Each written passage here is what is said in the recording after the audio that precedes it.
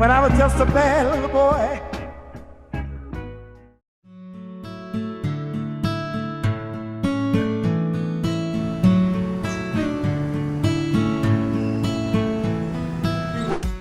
Sampah plastik seringkali dianggap oleh kebanyakan orang sebagai masalah besar, sebagai musuh, bahkan sebagai ancaman yang menakutkan bagi kehidupan. Namun tidak bagi tokoh Bincang Sopan kali ini. Baginya, sampah plastik merupakan sebuah tantangan sekaligus peluang usaha yang besar dan menjanjikan. Dengan tekad, semangat, dan kreativitasnya yang luar biasa, ia bisa membuat sampah menjadi berkah. Dia siap dengan resiko hinaan orang karena menggeluti bisnis barang yang oleh orang lain dibuang. Pada umur 27 tahun, dia berani untuk meninggalkan posisinya sebagai auditor di bank asing. Bagi pengusaha sukses asal Bekasi ini, sampah bukanlah masalah, tetapi sampah adalah tantangan yang harus dikelola dengan baik. Tak hanya itu saja, dia juga memiliki visi yang jauh ke depan. Bermodalkan pengalaman yang sudah dialaminya selama berbisnis, ia mengajak anak-anak muda harus mampu memprediksi dan meramal peluang bisnis pada 20 hingga 30 tahun ke depan. Untuk memulai bisnis, ia menyarankan untuk jangan ikut-ikutan saja, namun harus didasarkan dari hati dan harus fokus dengan apa yang dikerjakan. Karena baginya, kesuksesan adalah sunatullah bagi orang yang fokus. Jadi, anak-anak muda yang ingin memulai bisnis harus fokus pada tujuan. Ia juga meramal bahwa terdapat beberapa bisnis yang akan tetap booming, yaitu bisnis makanan dan bisnis yang berkaitan dengan lingkungan. Nah, jika ingin tahu lebih lanjut terkait dengan tokoh Bincang Sopan kali ini, yuk langsung saja kita temui Bapak Muhammad Badui. Gimana sih Pak awalnya kok Bapak bisa ngelihat sampah buat jadi satu peluang usaha? Sebetulnya sederhana saja. Saya kan berangkat dari modalnya nggak banyak, uangnya nggak banyak, usia masih 27 tahun. Jadi saya mulai usaha ini dengan melihat kondisi saya sendiri, uangnya nggak begitu banyak, modalnya nggak gede, terus saya mulailah usaha ini. Dan pertimbangannya juga sederhana, karena kalau dulu saya berpikir nih ya, kalau saya misalnya usaha makanan gitu kan ada resiko tuh nggak laku. Nah kalau nggak laku berarti resikonya apa? Basi. Buah-buahan kalau nggak laku lama-lama busuk kepintar tuh. Kayak. Dan kemudian juga kalau usaha ternak, usaha itu kan ada resiko apa? Kematian kan? Resiko kematian. Jadi saya pikir kalau usaha sampah, bahkan kalau sampah plastik itu katanya bisa sampai 350 tahun tuh nggak terurai. Jadi ya seusia Belanda jajah kita. Gitu. Jadi saya pikir ini peluang yang bagus gitu. Dan berikutnya 21 tahun yang lalu saya mulai usaha ini, nggak banyak kan orang yang mau menjalankan kegiatan ini. Jadi kompetitornya tidak banyak. Tidak ada orang yang mau menjalankan kegiatan sampah. Apa sih sampah gitu? Nah gitu. Hambatan atau tantangan Bapak sendiri dalam merintis usaha ini tuh apa Pak? Oke, tantangannya itu kan ada dua ya. Tantangannya itu juga selain dari eksternal juga internal. Kalau yang eksternal itu tidak banyak orang yang mau sharing knowledge tentang ini, berbagi bagaimana cara mengolah sampah. Misalnya bicara plastik deh, kan jenisnya macam-macam. Ada yang PET, ada yang PP, HD, PK, NASO, high impact, akrilik, ABS. Aduh, banyak banget, saya nggak ngerti. Itu faktor eksternalnya. Kalau di internalnya ada juga, apa itu? Di diri kita sendiri. Pertama juga apakah kita siap dengan hinaannya orang, kemudian orang tua setuju nggak ya gitu ya. Mungkin nggak mikirin saya tapi mikirin cucunya. Cucu saya ntar gimana, orang tua saya pasti berpikir ke sana. Kemudian juga dari tetangga, kita dihina sebagai pemulung, tukang rongsok. Nah faktor-faktor itu saja saya rasa internal dan eksternalnya. Tapi dalam kehidupan, dalam mulai bisnis itu tidak perlu ada unsur-unsur ingin membuktikan apapun, nggak usah. Kalau kita sudah ada niat, ntar ya lihat ya, lihat ntar ya, kalau gue berhasil ya, itu namanya ancaman sukses ya. Jadi kita mau ngancam orang dulu, ntar kalau gue sukses lihat aja ya, malah nggak sukses. Jadi jalan aja, bismillah, ngalir saja, nanti bisa jalan. Sebelum terjun di bisnis ini sebelumnya Pak Badui di mana tuh Pak? Dulu Om MB ya, Om MB itu dulu pernah jadi karyawan. Dulu auditor di bank asing milik Skotlandia Inggris, kemudian berjalan selama 3 tahun sebagai auditor, kemudian memutuskan untuk resign. Jadi memang dulu backgroundnya seperti itu dari bank. Yang kita tahu nih Pak, sampah ini kan udah jadi masalah lingkungan yang sangat serius di Indonesia ya Pak ya. Dan itu kelihatannya sulit diatasi. Pandangan Bapak dan saran Bapak untuk masalah ini tuh apa sih Pak? Pertama narasinya dulu, kata masalah. Tadi masalah diucapkan ada 3 kali saya dengar. Jadi sebetulnya kalau kita sudah menggunakan diksi, menggunakan istilahnya sudah masalah, ya jadinya masalah. Jadi yang harus dipakai itu adalah istilahnya itu tantangan. Jadi di sampah ini ada tantangannya nih gitu. Kalau sudah kita bicara masalah sampah ya jadi masalah. Jadi ada tantangan. Nah, kalau itu jadi tantangan, maka di situ ada peluang. Nah, sebetulnya banyak peluang yang bisa dikerjakan. Kalau dianggap sebagai masalah, terus orang-orang di Indonesia banyak pengennya memecahkan masalah. Nah, padahal kalau apa-apa yang dipecahkan itu akhirnya jadi banyak. Betul. Guyon ya. Tapi nggak apa-apa ya. Ya, kaca nih dipecahin kan. Jadi kalau masalah mau dipecahkan masalahnya jadi banyak. Nah, ini guyonan aja. Tapi karena diksi-diksi yang dipilih seperti itu akhirnya nggak akan selesai. Jadi kalau saya tidak memberikan saran lah, siapalah saya, tapi lebih kepada apa yang kami lakukan di Aksata, di aksi kelola sampah kita dengan banyak komunitas yang bergabung. Kita lebih kepada aksi kelola. Jadi lebih banyak ini adalah social movement. Kita mengadakan itu. Jadi ini memang harus dilakukan yang saya sebut dengan 3E. Yang pertama adalah edukasi. Ini perlu waktu. Tidak bisa sehari 2 hari jadi. Senin diajarin, Selasa pinter. Nggak bisa. Gitu ya.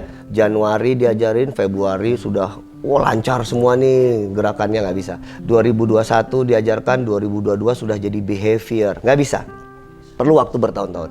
Yang kedua adalah ekologi. Ekologi adalah hubungan interaksi antara lingkungan hidup dengan makhluk hidup di sekitarnya. Jadi lingkungan dengan makhluk hidup sekitarnya. Kalau lingkungannya rusak, maka makhluk hidupnya juga akan terganggu. Ulah siapa? Ulah manusia. Tapi kedua E ini tidak akan pernah sustain kalau tidak ada E yang ketiga, yaitu ekonomi. Jadi untuk menyadarkan, untuk menyelesaikan masalah yang tadi dibilang untuk tantangan sampah ini adalah dengan kesadaran bahwa ini punya nilai ekonomi. Masyarakat kita kebanyakan, nggak semua, itu masyarakat kampung tengah. Nih perut nih gendut nggak? Jadi masyarakat kampung tengah, jadi masih ngurusin perut, ngurusin SPP anaknya, harus beli seragam olahraga anaknya, beli baju batik sekolah anaknya, terus diajakin tentang ngolah sampah. Diadakan seminar-seminar, sampah bisa membahayakan lingkungan. Saudara-saudaraku, jika sampah tidak dikelola akan begini. Perutnya lapar, kagak dengar. Tapi kalau diajak ngobrol bahwa, Bu, kumpulin nih sampah bekas air minum, botol bekas air minum, gelas bekas air minum, botol oli, botol sampo, botol kreseknya dikumpulin, bekas mie instan dikumpulin, bekas bungkus permen dikumpulin, harganya sekilonya sekian. Semangat. Bagi yang kemampuan ekonominya sudah tinggi, mereka bisa berpartisipasi, ya kan? Tapi bagi yang ekonominya belum mampu, itu kan bisa satu pendapatan alternatif buat mereka dan bisa menggerakkan roda ekonomi, gitu. Akhir-akhir ini tuh banyak Pak anak muda yang baru memulai usaha. Pesan atau apa ya istilahnya? Pesan Bapak buat anak-anak muda yang baru mulai usaha nih, apa nih Pak?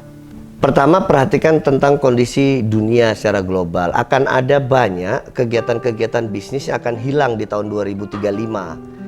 Jadi, zaman saya masih kuliah dulu, ada namanya wartel. Pernah dengar?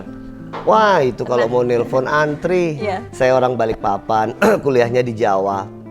Telepon harus antri, namanya wartel. Dapat nomor bisa 250, 200-an deh. Nah, kemudian hilanglah bisnis itu. Bisnis-bisnis yang lain juga banyak hilang. Jadi anak-anak muda kalau bisnis jangan hanya sekedar ngikutin tren. Jangan hanya tren, tapi juga bisa membaca ke depan apa yang kira-kira akan jadi peluang bisnis. Jadi yang belum ada sekarang. Saya ambil contoh misalnya tanpa mengecilkan usaha servis radiator mobil gitu. Nanti kalau sudah mobil listrik semua ada, udah nggak ada tuh bengkel-bengkel servis mobil untuk radiator gitu, udah nggak ada semuanya. Terus saringan filter bensin udah nggak ada karena semua pakai listrik kan. Jadi nggak ada ini. Jadi pandai-pandai melihat ke sana.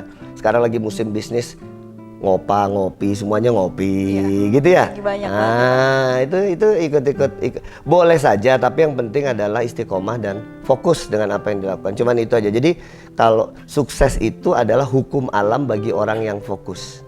Nah itu sudah sunatullahnya begitu.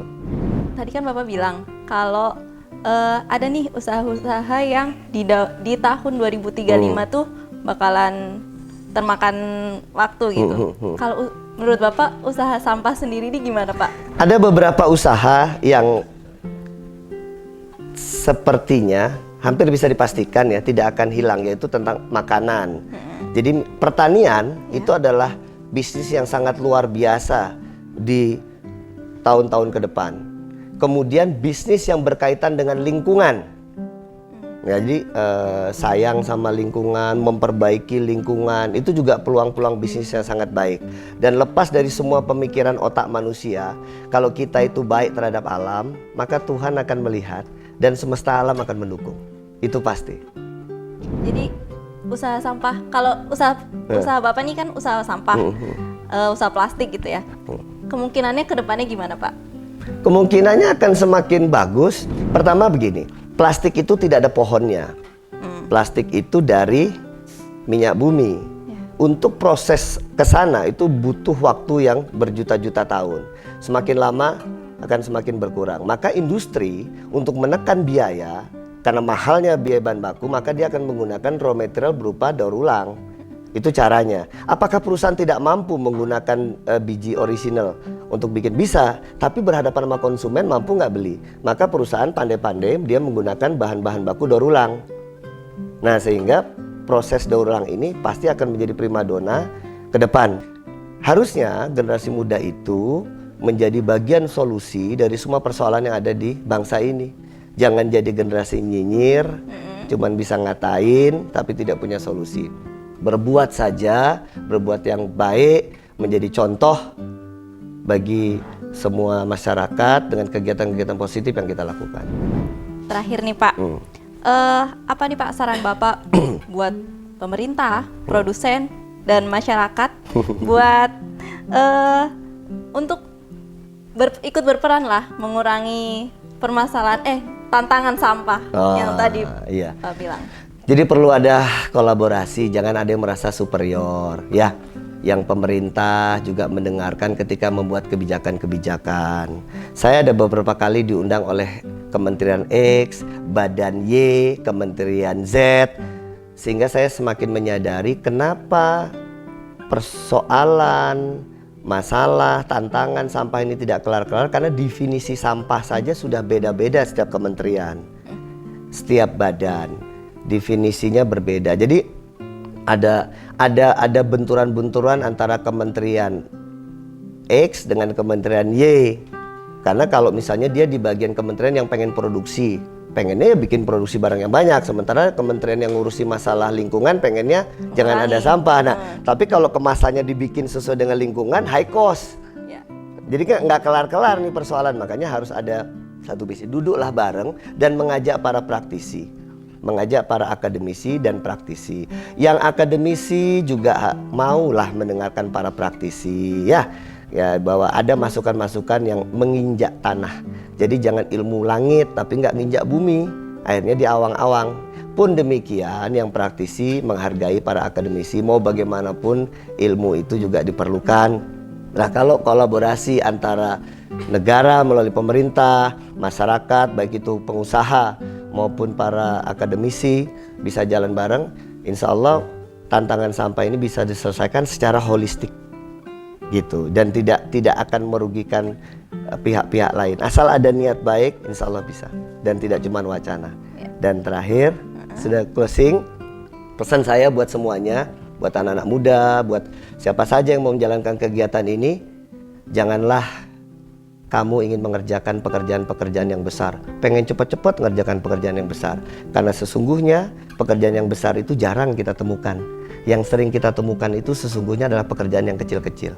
Tapi bagaimana mungkin kamu bisa mengerjakan pekerjaan yang besar, proyek yang gede, kalau pekerjaan yang kecil saja kamu tidak terbiasa dan tidak terlatih. Contohnya masalah sampah ini. Dan sekecil apapun pekerjaan itu, semua datangnya dari Allah. Maka lakukan dengan sungguh-sungguh, dengan hati yang suci. Bintang di langit terlihat terang karena langitnya gelap. Tapi jangan nunggu sampai gelap untuk menjadi penerang Indonesia. Terima kasih. Terima kasih banyak Pak buat waktunya. Baik, terima kasih.